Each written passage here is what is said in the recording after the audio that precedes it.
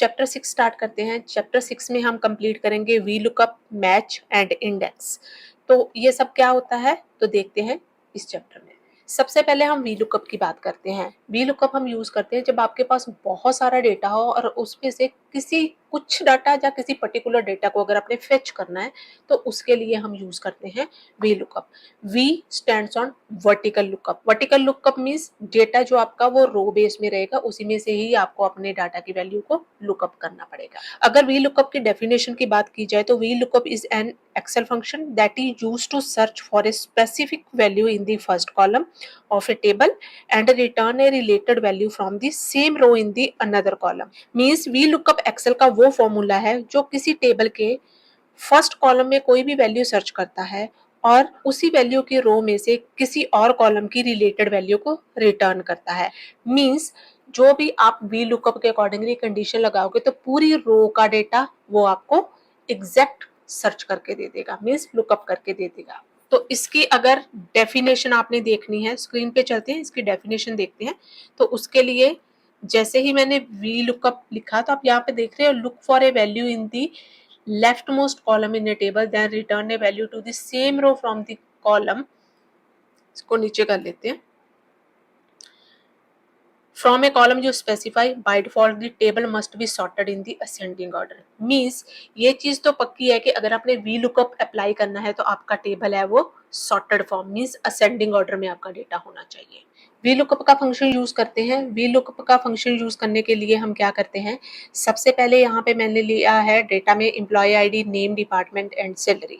अब same data को VLOOKUP के थ्रू हम फेच करके देखते हैं। तो उसके लिए मैं क्या करती हूँ, पहले हेडिंग को कॉपी कर लेती हूँ।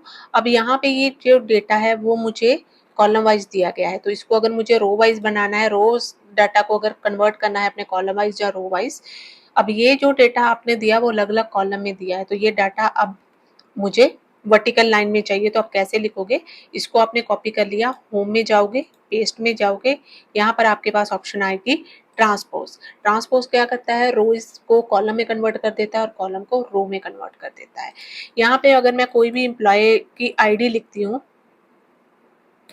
तो मैं चाहती हूँ कि यहाँ पर उसका नेम, डिपार्टमेंट और सैलरी आ जाए। उसके लिए हम पहले सिंपल VLOOKUP का फॉर्मूला लगाते हैं। VLOOKUP का फॉर्मूला लगाने के लिए सबसे पहले VLOOKUP लिखेंगे। लुकअप वैल्यू मीन्स क्या सर्च करना है, इसी को ही हम सर्च कर लेते हैं, कॉमा, सेकंड आपका आएगा टेबल एरे, तो टेबल एरे में से मैं इसी सारे के सारे डेटा को सिलेक्ट कर लेती हूँ, कॉमा, कौन से कॉलम की इंडेक्सिंग, कौन उस कॉलम का इंडेक्स पूछ रहा है जहाँ पे जो आपको नेम की वैल्यू चाहिए, तो नेम की कौन से इंडेक्स पे है, ये 1 है इसकी वैल्यू, ये 2 है, ये 3 है, 4 है, तो यहाँ पर मैं लिख दूंगी 2। और लास्ट में वो बोल रहा है कि आपको अप्रॉक्सीमेट मैच चाहिए या एग्जैक्ट मैच। पहले हम एग्जैक्ट मैच करते हैं। एग्जैक्ट का मतलब क्या है कि मुझे सेम डिटो वही वैल्यू चाहिए। अप्रॉक्सीमेट को हम आगे डिस्कस करते हैं। यहाँ पे 0 लिखते हैं, तब देख रहे हो उसका एम्प्लॉय का नेम यहाँ पर आ गया। अगर मैं इसको चेंज करके देखूं तो एम्प्लॉय का नेम आ रहा है। अब सेम चीज मैं यहाँ पर भी इम्प्लीमेंट करके देख सकती हूँ, लेकिन उसके लिए मुझे क्या करना पड़ेगा, बार बार सेम फॉर्मूला को रिपीट करना पड़ेगा। अब यहाँ पर कॉलम आपका थर्ड आ जाएगा जहाँ पर एग्जैक्ट ही कर रहे हैं। तो अगर मैं किसी एक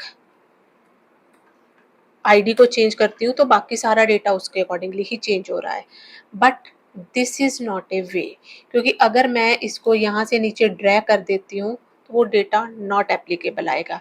क्यों वो डेटा नॉट एप्लीकेबल आ रहा है, क्योंकि यहाँ पर आप देख रहे हो मैं G3 की वैल्यू ले रही हूँ और यहाँ पर उसने G4 कर दिया। और सेकंड जो मिस्टेक है, यहाँ पर जो मेरे टेबल की रेंज है वो A1 से लेके D13 तक है, देखिए यहाँ पर वो वैल्यू 14 हो गई है।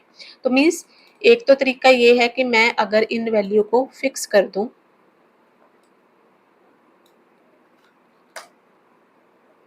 फिर इसको ड्रैग करूं तो सेम वैल्यू आ रही है। सेम क्यों आ रही है, क्योंकि अब मेरा इंडेक्स सेम हो गया है। तो मैं यहाँ पर 4 कर दूंगी तो वो उस इंडेक्स के अकॉर्डिंगली वैल्यू उठाएगा। अब यहाँ पर 10 कर देते हैं तो वो उसके अकॉर्डिंगली डेटा दिखा रहा है, but this is not a way, क्योंकि यहाँ पर भी मुझे एक एक चीज को फॉर्मूला में मैनुअली चेंज करना पड़ रहा है। दूसरा तरीका ये है कि हम यहाँ पे इंडेक्सिंग दे देते हैं डेटा की। इंडेक्सिंग दे दी, उस तरीके में अब यहाँ पर जो मैंने ये चीज़ लिखी थी, यहाँ पर हम इसको फिक्स कर देते हैं ताकि मैं यहीं से ही फॉर्मूला को ड्रैग कर दूँ। अब यहाँ पर जो आएगा वो मैं इस सेल का एड्रेस दे देती हूँ। यहाँ पर एम्प्लॉय 10 हो गया। अब सेम फॉर्मूला को मैं नीचे ड्रैग कर देती हूँ। अगर मैं इसको चेंज करके देखूँ वैल्यू, तो वैल्यू मेरी सारी चेंज हो रही है। But this is not a professional way, this is also a temporary solution. तो इसके लिए हम जो यूज़ करते हैं that is a dynamic reference. वो कैसे यूज़ करना है वो देखते हैं। इसको मैं डिलीट कर देती हूँ। उसके लिए हम यूज़ करते हैं रो। रो का फॉर्मूला क्या बोलता है, किसी भी कॉलम में अगर आप रो का फॉर्मूला लगा देते हो तो वो आपको रो नंबर दिखा देगा। थर्ड इसलिए बता रहा है बिकॉज मैंने थर्ड रो में ये फॉर्मूला लगाया है। तो रो को हम इम्प्लीमेंट करते हैं अपने डेटा में। उसके लिए मुझे क्या लगाना है, यहाँ पर मैं लिख दूंगी रो। तो वो अब इसने क्या किया, जो मैंने फॉर्मूला लगाया वो फोर्थ रो में है, तो फोर्थ रो के अकॉर्डिंगली यहाँ पर तो सैलरी ही आ रही है, एम्प्लॉय 1 की सैलरी ही आ रही है। अब मुझे करना क्या है, इस वैल्यू को उठाते हैं, यहाँ से कॉपी करके यहाँ पे मैं इसको पेस्ट कर देती हूँ। अब ठीक आ रहा है, क्यों? क्योंकि अब मेरा फॉर्मूला बिल्कुल ठीक हो गया है। तो यहाँ पर अभी ठीक आ रहा है, तो जैसे मैं इसको नीचे ड्रैग करूंगी तो उसके अकॉर्डिंगली मेरा सारा डाटा आ जाएगा। सारा डाटा मेरा चेंज हो रहा है उसके अकॉर्डिंगली, सारा डेटा मेरा चेंज हो रहा है। तो यहाँ पर प्रॉब्लम क्या थी, अब सपोज करो ये डेटा मैं यहाँ पे पेस्ट कर देती हूँ। अब यहाँ पे नेम तो सेल्स हो गया, तो मुझे इसके पीछे वाले कॉलम में लेके जाना है, तो यहाँ पे हम जुगाड़ लगा लेते हैं। इसको हम मैं -1 कर देती हूँ तो वो रिवर्स चला जाएगा। तो यहाँ पर वो सेम वैल्यू ले रहा है, तो इसको हम नीचे ड्रैग कर देते हैं। तो इसी हिसाब से भी आप अपनी वैल्यू को सेट कर सकते हो। अब हम इसमें अप्रॉक्सीमेट फंक्शन करते हैं। अप्रॉक्सीमेट के लिए मुझे क्या करना है, यहाँ पर हम वीलुकअप ही लगाएंगे, लेकिन वो मुझे इस कंडीशन के बेस पे डेटा लेके आना है। तो उसके लिए हम कैसे यूज कर सकते हैं, यहाँ पर मैं लिख लेती हूँ इंप टाइप। तो मैं इस डाटा के अकॉर्डिंगली, सैलरी के अकॉर्डिंगली मुझे ये ग्रेड चाहिए एम्प्लॉय के। तो उसके लिए मुझे क्या करना पड़ेगा, सबसे पहले हम क्या करते हैं, अब मुझे इस टेबल के बेस पे डेटा चाहिए, बार बार मुझे इसकी रेंज और उसको बार बार सिलेक्ट करना पड़ेगा। तो हम एक काम करते हैं, इसको हम सिलेक्ट करके एक नेम दे देते हैं ताकि बार बार मुझे वो सेल का रेंज ना सिलेक्ट करना पड़े। तो करना कैसे है, इस टेबल को आप सिलेक्ट करोगे, यहाँ पर आपके सेल का नेम आ रहा है, यहाँ पर आप लिख दोगे इम्प डेटा। एक चीज आपने हमेशा ध्यान रखनी है, जब भी आप टेबल का नेम ले रहे हो, एक तो स्पेस नहीं देनी, और एक आपने टेबल के नेम को न्यूमेरिक वैल्यू से स्टार्ट नहीं करना है। एंड में या सेंटर में आप यूज कर सकते हो। जैसे ही आपने इसको यूज किया, अब यहाँ पर मैं जब इसको सिलेक्ट करूंगी तो मेरा इंप डाटा आ जाएगा। यहाँ पर अगर मैं इसको डिलीट करने की कोशिश करूँ तो ये यहाँ से डिलीट नहीं होगा। डिलीट करने के लिए आपको फॉर्मूला में जाना पड़ेगा, नेम मैनेजर में जाना पड़ेगा, तो यहाँ पर आप एडिट या डिलीट कर सकते हो। अब करना क्या है मुझे, तो यहाँ पर मुझे ये डेटा चाहिए, तो वो मैं इस टेबल के बेस पे डेटा लेके आऊंगी। तो उसको प्रैक्टिकली करके देखते हैं। यहाँ पर सबसे पहले हम क्या देखते हैं, वी लुकअप का फॉर्मूला लगाते हैं। यहाँ पर मैंने वी लुकअप का फॉर्मूला लगा के, लुकअप वैल्यू मुझे कौन सी चाहिए, सैलरी। अब टेबल कौन सा है, ये वाला मेरा टेबल है, तो इसमें मैं टेबल का नाम दे दूंगी। तो यहाँ पे टेबल का नाम दे दूंगी इंप डेटा। इंप डेटा नाम देने के बाद कौन सा आपने कॉलम इंडेक्स देना है, ये 1 है, ये 2 है, तो 2 दे दूंगी, कॉमा यहाँ पर मैं लिख दूंगी 1। अगर मैं 0 लिख देती हूँ, हमने अभी 0 यूज किया था, तो यहाँ पर नॉट एप्लीकेबल आ जाएगा। क्यों? क्योंकि जो 0 है वो एग्जैक्ट मैच करके देगा। Exact mean same value. अब सेम वैल्यू तो शायद यहाँ पे इस डाटा के अकॉर्डिंगली नहीं होगी, तो इसके लिए हम यूज करते हैं अप्रॉक्सीमेट, मीन्स इसके बिटवीन में, इसकी रेंज के बिटवीन में कोई भी डाटा हो सकता है। तो यहाँ पर मैं इसको ड्रैग करूंगी, तो आप देख रहे हो, तो इसकी रेंज के अकॉर्डिंगली अब ये ग्रेड 5 क्यों आया, ग्रेड 5 किसकी वैल्यू है, कि ये जो डाटा 30 टू 44,000 के बीच में रहेगा, उसकी वैल्यू वो ग्रेड 5 बताएगा। तो एग्जैक्ट मीन्स वो रेंज के बिटवीन डाटा आपको बता रहा है। नेक्स्ट टॉपिक की तरफ बढ़ते हैं। हमारा नेक्स्ट टॉपिक है वी लुकअप विथ मैच। तो सबसे पहले हम ये देखते हैं कि जो मैच फंक्शन है, जो मैच फॉर्मूला है, वो क्या करता है। मैच फंक्शन का मेन काम होता है कि show the data that means कि value depend on your column. तो इसमें जो भी आपका डेटा शो रहेगा वो कॉलम डिपेंडेंट रहेगा। तो चलिए स्क्रीन पे चलते हैं, इसको वहीं पे चेक करते हैं। सबसे पहले यहाँ पे एम्प्लॉयज का डेटा दिया हुआ है, एम्प्लॉय आईडी दी है, नेम, डिपार्टमेंट एंड सैलरी दी हुई है। तो इसको सबसे पहले यहाँ पर हम कॉपी पेस्ट कर लेते हैं सिर्फ हेडिंग्स को। तो मैंने यहाँ पे इसको कॉपी किया, कंट्रोल C। यहाँ पर अब मुझे ये डेटा चाहिए। अब ये डाटा तो क्या है मेरा, ये डाटा मेरा हॉरिजॉन्टल है, तो मुझे वर्टिकल चाहिए। तो वर्टिकल के लिए यहाँ पे कॉपी करने के बाद यहाँ पे आप ट्रांसपोज कर लोगे। तो ट्रांसपोज ऑलरेडी पीछे हमने डिस्कस किया हुआ है। ट्रांसपोज होता है जब आपने रो को कॉलम को में और कॉलम को रो में कन्वर्ट करना हो। तो यहाँ पे एक आईडी दे देते हैं। यहाँ पे मैंने एक आईडी दी, सपोज करो मैंने ये आईडी दी।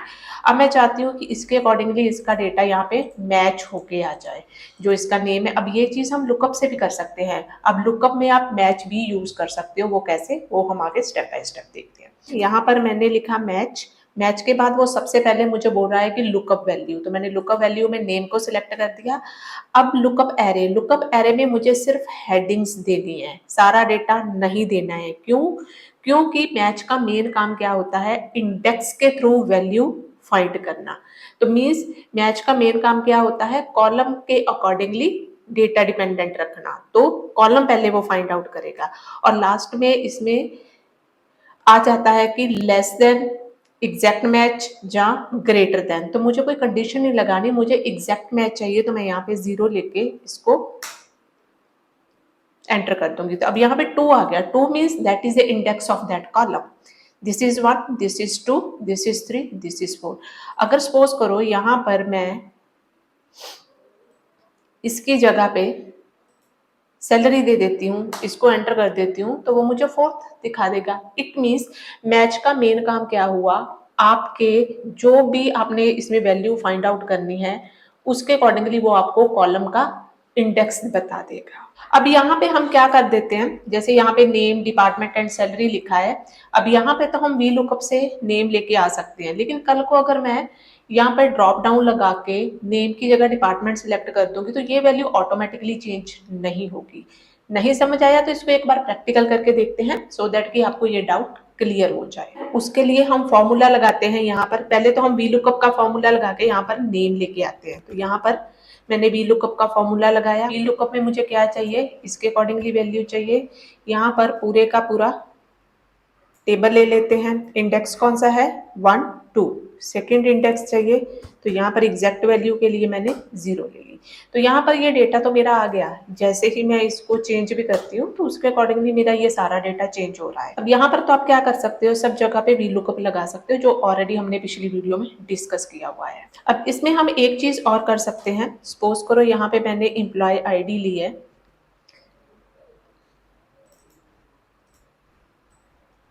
एम्प्लॉय आईडी में मैं कोई भी डेटा एंटर कर देती हूँ। अब यहाँ पर मैं क्या कर लेती हूँ, यहाँ पर मुझे 2 ही कॉलम चाहिए, जब मुझे एक ही कॉलम चाहिए, 2 ही कॉलम को हम सिलेक्ट कर लेते हैं। तो यहाँ पर डेटा वैलिडेशन का कॉन्सेप्ट लगा के देखते हैं। यहाँ पे लिस्ट ले लेते हैं। लिस्ट में आपको क्या डेटा चाहिए, लिस्ट में अब मुझे डेटा चाहिए नेम और डिपार्टमेंट का। तीनों ले लेते हैं क्योंकि मुझे 2 ही चाहिए, तो दोनों में से मैं कोई भी सिलेक्ट कर सकती हूँ। नेम चाहिए, जहाँ मुझे डिपार्टमेंट चाहिए, जहाँ मुझे सैलरी चाहिए। अब यहाँ पर अगर मैं वी लुकअप लगा देती हूँ, यहाँ पर मैं ये चाहती हूँ कि जैसे ही मैंने वी लुकअप का फॉर्मूला लगाया, एक बार हम वी लुकअप का फॉर्मूला लगा के देख लेते हैं। यहाँ पर इस वैल्यू को ले लेते हैं, होल टेबल ले लिया मैंने अपना, 2 और 0। यहाँ तक तो ये सारा कुछ क्लियर है। तो यहाँ पर एक बार देख लेते हैं, वैल्यू चेंज हो रही है, एग्जैक्ट वैल्यू मेरी चेंज हो रही है। अब यहाँ पर तो मैंने ड्रॉप डाउन लगाया है। अगर सपोज करो कल को मैं यहाँ पर नेम की जगह डिपार्टमेंट ले लूँ तो ये तो सेम एज ही आ रहा है। तो मैं ये चाहती हूँ कि अगर ड्रॉप डाउन में से अगर मैं कोई भी वैल्यू सिलेक्ट करती हूँ तो उसके अकॉर्डिंगली ये डेटा भी चेंज हो जाए। उसके लिए हम यूज करते हैं मैच फंक्शन। मैच फंक्शन आप तब भी यूज कर सकते हो। तो यहाँ पर मेन जो काम रहेगा वो मैच का ही रहेगा। अब हम क्या करते हैं, इनमें से वो चीज फाइंड आउट करके देखते हैं। अब इसी में मैं वी लुकअप के साथ मैच फॉर्मूला लगा के दिखाती हूँ आपको। अब ये मैच फॉर्मूला कहाँ पे लगेगा, जहां पर मैंने उसे कॉलम का इंडेक्स फाइंड आउट करने के लिए बोला था। तो यहाँ पर मैं लगा सकती हूँ, इसको थोड़ा हम इधर ड्रैग कर लेते हैं। तो टू की जगह मैं यहाँ पे लगा दूंगी मैच। मैच में सबसे पहले वो मुझे बोल रहा है कि कौन सी लुकअप वैल्यू चाहिए, ये वाली वैल्यू चाहिए मुझे, कॉमा, उसके बाद मेरा लुकअप एरे। अब इसमें लुकअप एरे क्या रहेगा मेरा, ये सारे का सारा हेडिंग्स रहेंगी, कॉमा, उसके बाद क्या चाहिए मुझे, जीरो चाहिए एग्जैक्ट मैच, और जो ये लास्ट वाला जीरो है वो हमारा लुकअप का ही है। अब यहाँ पर सैलरी आ गई, तो इम्प्लॉय 4 की एक बार सैलरी देख लेते हैं, एग्जैक्ट वैल्यू है। अगर कल को मैं यहाँ पे नेम चेंज कर देती हूँ या डिपार्टमेंट चेंज कर देती हूँ, तो आप देख रहे हो डेटा उसके अकॉर्डिंगली चेंज हो रहा है। तो इस पर्पस के लिए आप मैच फंक्शन यूज कर सकते हो। यहाँ पर अगर मैं इसको नीचे ड्रैग कर दूं तो यहाँ पर ये नॉट एप्लीकेबल आ रहा है। तो नॉट एप्लीकेबल क्यों आ रहा है, क्योंकि यहाँ पर क्या हुआ है, यहाँ पर जो मैंने फंक्शन लगाया है ये वैल्यू तो मैं इसके अकॉर्डिंगली ले रही हूँ, लेकिन जैसे ही मैंने इसको ड्रैग किया वो डेटा तो मेरा सारा चेंज हो गया। अब वो डेटा ही मुझे चेंज नहीं करना है, क्योंकि मुझे सारी वैल्यू इसी के अकॉर्डिंगली ही चाहिए। यहाँ पर मैंने फॉर्मूला लगाया तो यहाँ पे J3 आ रहा है, दिस इज इसके अकॉर्डिंगली। अब यहाँ तो उसने J4 कर दिया, तो मैं क्या कर देती हूँ, इस वाली फॉर्मूला में इस वैल्यू को हम फिक्स कर देते हैं। इसको मैंने क्या कर, क्योंकि ये तो वैल्यू मेरी चेंज होगी नहीं, तो इसको मैं F4 कर देती हूँ। F4 करने के बाद मेरा ये डेटा भी फिक्स रहेगा। जो डेटा आपका फिक्स रहेगा आप उसको F4 कर सकते हो, सो दैट कि बार बार आपको वो वैल्यू मैन्युअली ना चेंज करनी पड़े। यहाँ पर ये चीज भी आपको फिक्स करनी है, तो ये चीज भी आपकी फिक्स हो जाएगी। अब इसको एंटर करते हैं और अब इसको नीचे ड्रैग करके देखते हैं। तो यहाँ भी सैलरी है, यहाँ नेम कर देते हैं, यहाँ अगर मैं डिपार्टमेंट कर देती हूँ, यहाँ पर सैलरी कर देती हूँ। तो ये वाली चीज आप मैच के साथ ही कर सकते हो, मीन्स ये कॉन्सेप्ट मैच के साथ ही पॉसिबल है। अब नेक्स्ट शीट पे भी सेम चीज को हम एक बार करके देखते हैं, और इसी में ही हम इंडेक्स भी यूज करेंगे। मैच फंक्शन तो आएगा ही आएगा, साथ में इंडेक्स भी हम यूज करेंगे। तो करना कैसे है, सबसे पहले यहाँ पर हम क्या करते हैं, यहाँ पर आप देख रहे हो कि टाइम टेबल का एक डेटा दिया हुआ है। तो इसमें मुझे फाइंड आउट करना है कि अगर मान लीजिए इसको मैं ड्रॉप डाउन बना लेती हूँ, उनमें से मैं किसी एक सब्जेक्ट पे क्लिक करूँ, तो मुझे टाइम वाइज देखना है कि कौन सा टीचर उस सब्जेक्ट को पढ़ा रहा है, तो वो चीज आप फाइंड आउट कर सकते हो। इसमें सबसे पहले हम ड्रॉप डाउन ले लेते हैं। ड्रॉप डाउन के लिए यहाँ पर मैंने लिया क्लास ले लेते हो, यहाँ आप सब्जेक्ट ले लेते हो, ठीक है। अब यहाँ पर जाएंगे, डेटा में जाके डेटा वैलिडेशन पे क्लिक कर देंगे, और यहाँ पर मैं इस सबको सिलेक्ट कर लेती हूँ। अब आप देख रहे हो जैसे ही मैंने इन सबको सिलेक्ट किया, सारे का सारा डेटा मेरे पास आ गया, ठीक है। अब मैं ये चाहती हूँ कि टाइम को भी मैं यहीं पर सेट कर दूं। इस कॉलम को पहले हम सिलेक्ट कर लेंगे, डेटा में जाके डेटा वैलिडेशन में जाएंगे। डेटा वैलिडेशन में जाने के बाद यहाँ पर मुझे लिस्ट लेनी है, तो किसकी लेनी है मुझे, अब सोर्स में क्लिक करेंगे तो अब सिर्फ मुझे टाइमिंग की लिस्ट लेनी है। तो जितना टाइमिंग है उसको मैं ओके कर दूंगी। तो वापस अपने फॉर्मूला पे चलते हैं, तो यहाँ पर आप देखोगे सारे का सारा टाइम आ जाएगा। अब मैं ये चाहती हूँ कि यहाँ से मैं कोई भी सब्जेक्ट सिलेक्ट करूं, जैसे मैंने साइंस कर लिया, जब मैंने फिजिकल एजुकेशन कर लिया, तो यहाँ पर मैं कोई भी टाइम सिलेक्ट करूंगी, तो मैं ये देखना चाहती हूँ कि इस टाइम पे इस पर्टिकुलर सब्जेक्ट को कौन टीचर पढ़ा रहा है। यहाँ पर सब अलग अलग टीचर्स के नाम लिखे हुए हैं। तो उस चीज के लिए हम यूज करते हैं मैच प्लस इंडेक्स फॉर्मूला। अब सबसे पहले हम row and column find out करते हैं मैच के थ्रू। यहाँ पर मैं ले लेती हूँ, मेरी रो क्या है, रो के लिए एक बार दोबारा मैच का फॉर्मूला लगा के देख लेते हैं। यहाँ पर सबसे पहले आपको कौन सी लुकअप वैल्यू चाहिए, ये वैल्यू चाहिए मुझे लुकअप की, कॉमा। अब कौन सा आपको लुकअप एरे कौन सा चाहिए, मुझे लुकअप एरे मुझे ये चाहिए यहाँ से, कॉमा। अब यहाँ पर मुझे एग्जैक्ट वैल्यू चाहिए, 2 ब्रैकेट्स हैं इसलिए वो एरर दिखा रहा है, तो एक एरर आपकी रिमूव हो जाएगी। तो वो क्या कह रहा है, फिजिकल एजुकेशन है उसकी 7th रो है, तो बिल्कुल ठीक है। यहाँ पर चेंज करके देखते हैं, मैथमेटिक्स की 2 है। 2 क्यों? क्योंकि फर्स्ट पे ऑलरेडी आपकी हेडिंग्स आ रही है। हिस्ट्री की 5 है, तो ये बिल्कुल ठीक है। अब मैं एक बार यहाँ पे कॉलम भी लेके देख लेती हूँ, तो कॉलम के लिए भी मुझे सेम फॉर्मूला लेना पड़ेगा, मैच किसके अकॉर्डिंगली। कॉलम अब ये है, कॉमा यहाँ से स्टार्ट करते हैं। यहाँ पर लिया मैंने लुकअप का फॉर्मूला, कॉमा एग्जैक्ट वैल्यू चाहिए। तो यहाँ पर वो बोल रहा है कि जो हिस्ट्री है और ये वाला जो टाइमिंग है उसके अकॉर्डिंगली वो मेरा 9th कॉलम बता रहा है। 1 2 3 4 5 6 7 8 और दिस इज 9th, ठीक है। तो वो उसके अकॉर्डिंगली बता रहा है। तो एक बार अगर मैं चेंज करके देख लेती हूँ, यहाँ पर हिस्ट्री को ये करके देख लेती हूँ, तो वो बोल रहा है कि ये आपका 2nd कॉलम है। इट मीन्स कि मेरा रो एंड कॉलम तो एग्जैक्ट काम कर रहा है। अब यहाँ पर मुझे वैल्यू चेक करनी है कि कौन सा टीचर इसको पढ़ा रहा है। अब इसके लिए हम सबसे पहले फॉर्मूला लगाएंगे इंडेक्स।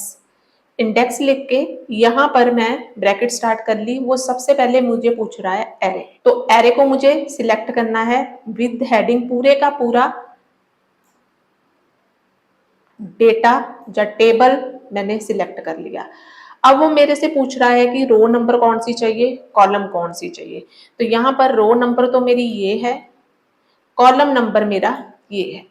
इसको मैं एंटर कर दूंगी तो वो मुझे डेटा दिखा देगा कि 8 to 8:45 मॉर्निंग में जो हिस्ट्री है वो मिस्टर ब्राउन पढ़ा रहे हैं। तो यहाँ पर तो मैंने अपना डेटा देख लिया। अगर जैसे ही मैं यहाँ पर वैल्यू चेंज करती हूँ, यहाँ पर जैसे मैंने 8 ले लिया, 8 के बाद मैंने यहाँ पर टाइम भी चेंज, अब ब्रेक में तो ब्रेक ही आएगा, टाइम चेंज कर दिया तो उसके अकॉर्डिंगली वो मुझे डेटा दिखा रहा है। जो 8 है वो 10:45 पे मिस्टर स्मिथ बढ़ा रहे हैं, तो वो उसके अकॉर्डिंगली मेरा सारा डाटा जो मैं सिलेक्ट कर रही हूँ उसके अकॉर्डिंगली मेरी क्वेरी बिल्कुल अच्छी से सॉल्व हो रही है।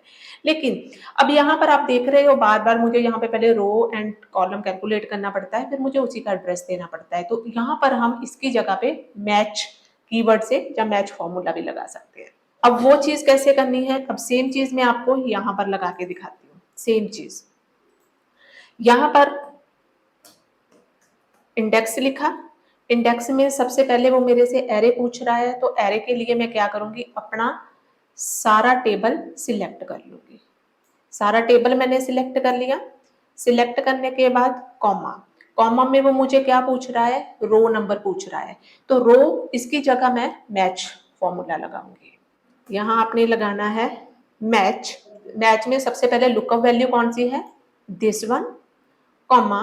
अब इसमें मुझे क्या है, सब्जेक्ट है, तो पूरे का पूरा, तो मैं क्या करूंगी, पूरे का पूरा सब्जेक्ट सिलेक्ट कर लूंगी, कॉमा। अब मुझे इसमें क्या चाहिए, एग्जैक्ट मैच चाहिए। अब ये तो रो के लिए हो गया, कॉलम के लिए मुझे फिर से मैच फंक्शन लगाना पड़ेगा। इसके लिए भी मेरी लुकअप वैल्यू कौन सी है, कॉलम के लिए ये है, और इसके लिए जो मेरा लुकअप एरे है वो मैं इसी टाइम के अकॉर्डिंगली देखूंगी। सारे का सारे ही आपने हेडिंग्स करनी है, कॉलम सारे के सारे करोगे आप, कॉमा। उसके बाद मुझे एग्जैक्ट चाहिए, तो लास्ट में आपकी एक और ब्रैकेट बंद हो जाएगी इंडेक्स की, और जैसे मैं इसको सिलेक्ट करूंगी, आप देख रहे हो आउटपुट सेम आ गया। तो यहाँ पर कुछ चेंज करके देखते हैं, जैसे योग्राफी ले लेते हैं, तो योग्राफी मिस्टर वाइट पढ़ा रहे हैं, तो टाइम हम देख लेते हैं, ये हमारा 10:15 to 11 है, बिल्कुल सही है। तो योग्राफी देख लेते हैं, इस टाइम पे मिस्टर वाइट पढ़ा रहे हैं। मीन्स दोनों तरीके से आपका फॉर्मूला आ रहा है, but this is a professional way.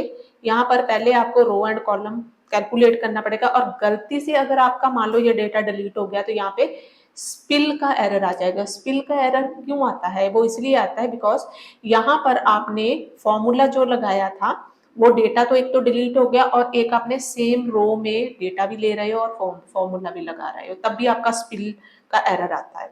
तो यहाँ पर तो अगर ऐसी एरर नहीं चाहिए आपको तो this is a best method.